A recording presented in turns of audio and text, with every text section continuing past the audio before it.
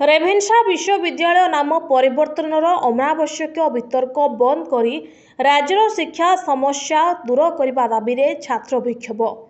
तेबे रेभेन्सा विश्वविद्यालय नाम परिवर्तनर अनावश्यक वितर्क बंद करी तुरंत तार भित्तिभूमि विकास पाई विहित पदक्षेप ग्रहण करने, राज्यर समस्त शिक्षानुष्ठान अनावश्यक शिक्षक अध्यापक शिक्षा कर्मचारी पदवी स्थायी भित्तिरे पूरण करने, छात्र और अध्यापक माननको गणतांत्रिक अधिकार सुरक्षा करने दाबी में आज भुवनेश्वर मास्टर कैंटीन छकठारे मिलित छात्र क्रियानुष्ठान कमिटी पक्षरु एक छात्र विक्षोभ अनुष्ठित होइछि।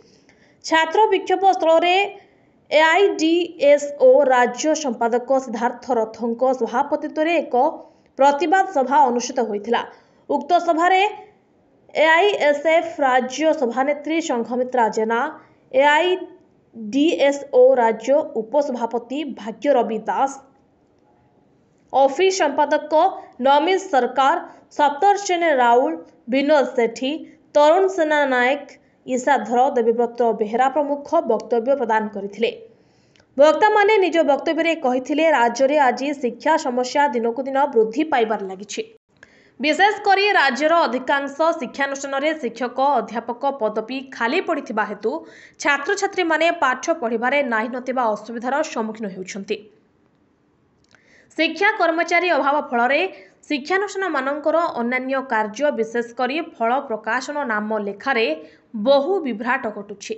अन्य दिगरे गत 2017 मसीहारू प्रथमे रेभेन्सा विश्वविद्यालय और परे 2018 मसीहारू समग्र राज्यर महाविद्यालय और विश्वविद्यालय मानकरे छात्र संसद निर्वाचन बंद करा जाई छात्र छात्री माननको गणतांत्रिक अधिकार को खर्ब करा जायछि। एहिभଳି समୟରେ ଏହି समस्या गुड़िकर समाधान मुख्य प्रसंग होइथिबा बेले ओडिशार गर्व गौरव बोली कुहाଯାଉଥିବା रेभेन्सा विश्वविद्यालयर नाम परिवर्तन भली अनावश्यक विषय को नहीं यथार्थ वितर्क सृष्टि कर जायछि।